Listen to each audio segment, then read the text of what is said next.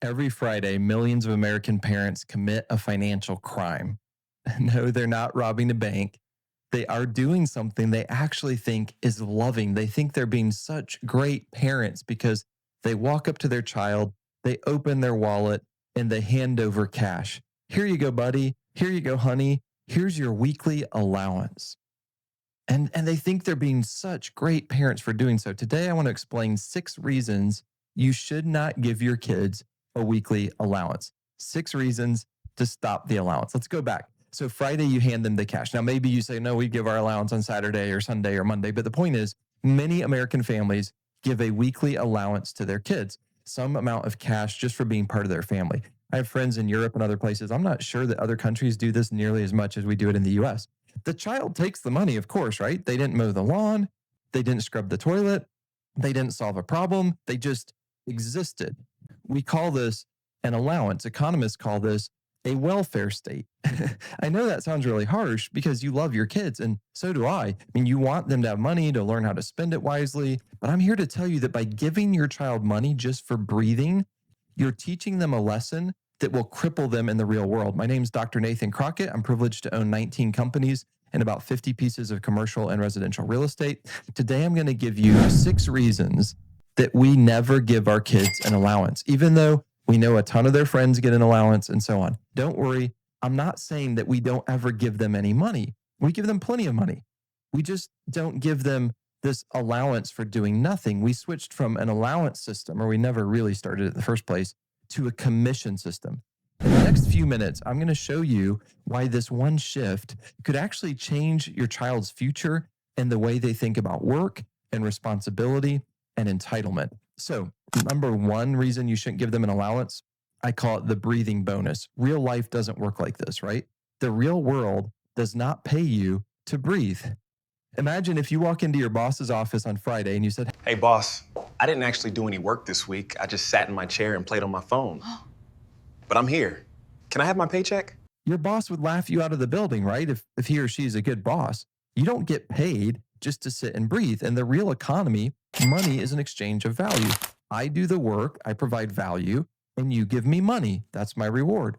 When you give a child an allowance just for being part of the family, you sever the link between work and money. You teach them that money is something that flows magically from authority figures, regardless of effort. Kind of the thing probably your dad told you, hey, son or daughter, money doesn't grow on trees.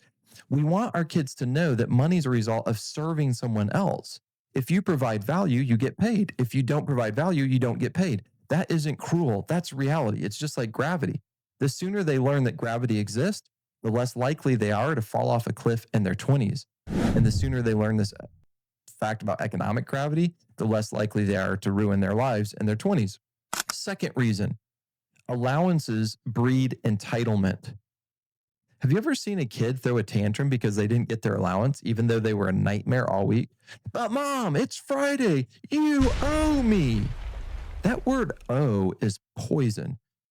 When money is guaranteed, it becomes a right. When money is earned, it becomes a privilege. And of all people, we as Christian leaders should know that we don't have all these rights. What God has given us is an incredible privilege. Under the commission system, my kids don't scream, you owe me this. Why? Well, because they know the math. Did I clean the garage? No. Then dad doesn't give me $10. It removes the emotion from the transaction. It stops the begging. It stops the whining. It's just the conversation from mom is mean because she won't give me my money to, hey, I'm broke because I chose not to work. That puts the power and the responsibility back in your kids' hands. And that's actually a good thing for them. That's a good leadership principle for them. Third reason not to give an allowance, it kills the hustle muscle. It kills the hustle muscle. So economists know that humans respond to incentives.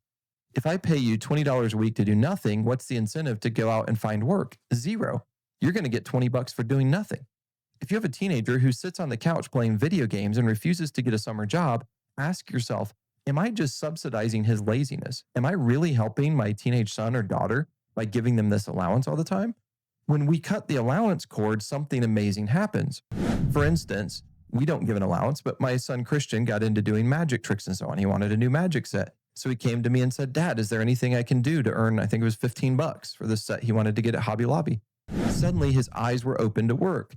He started looking for problems to solve. Can I wash the car? Can I rake the leaves? He became a little entrepreneur inside our house. He realized that if he wanted the reward, he had to produce the effort. The hustle muscle is the single most important trait for a successful adult. An allowance puts that muscle in a cast. Now, there are other important things like our relationship with the Lord, but if you want to have kind of an entrepreneur as kids to raise them that way, they need the hustle muscle. And for our family, it wasn't just my son, Christian. All three of my boys and both of my girls have learned that they need to work to earn money, and some of them do it more and better than others. Fourth reason to cut the allowance, it confuses citizen duties with jobs. Now, I hear you asking, but wait, shouldn't kids do chores just because they're part of the family? Absolutely. Absolutely. I'm glad you brought that up, right? It brings us to reason four. The allowance confuses what we often call family duties or citizen duties with jobs. In our house, we have a couple different lists. There are certain things, unpaid things, we could call them citizen duties. That's the stuff you do because you live here and we don't want to live in a pigsty. You make your bed, you clean your plate, you eat everything on it, you brush your teeth, you put your dishes in the sink when you're done, you pick up your dirty socks, you flush the toilet. I don't pay you for this. I don't pay my wife to flush the toilet and she doesn't pay me to lock the front door at night. We're a community, right?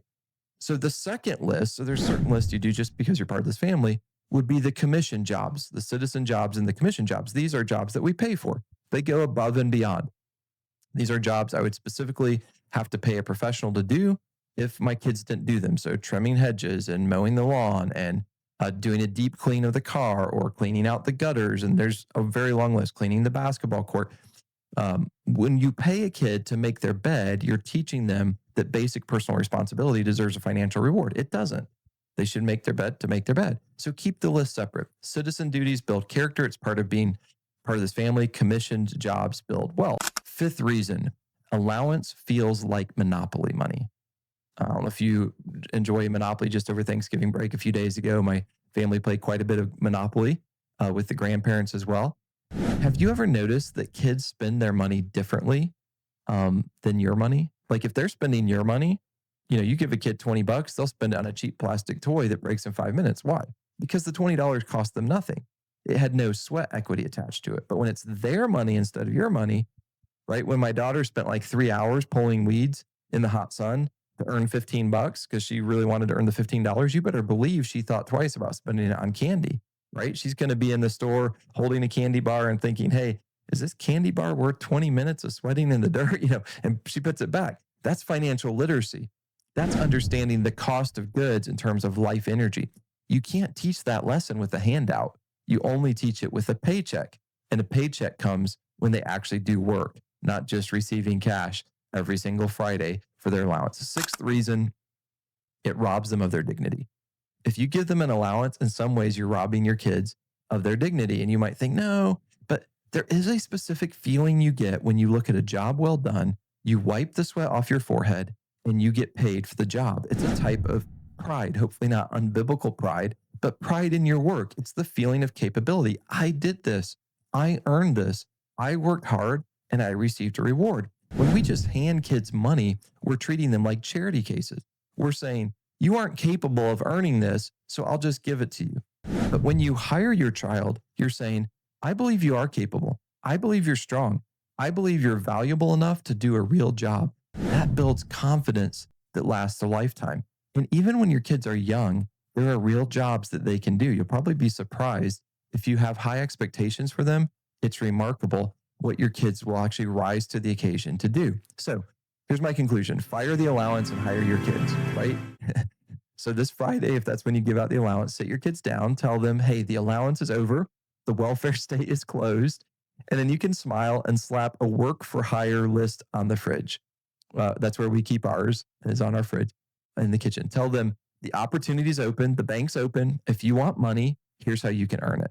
And it'll probably be bumpy for weeks. They're going to complain if they've been for years used to just getting money for doing nothing, but stick to your guns and watch your children over time transform from dependents who are always asking, can I have, or you owe me, into young adults who say, what can I do? How can I help? Where can I contribute? Where can I earn $20 for doing this? So cut the allowance. I'm Dr. Nathan Crockett. stop giving handouts, and start building character. I'll see you next time. I hope this was helpful to you. If you enjoyed the video, maybe give it a thumbs up or leave a comment, perhaps. Subscribe to the channel if you haven't, or share it with a friend. Thanks so much and have a wonderful, wonderful day rejoicing in Jesus.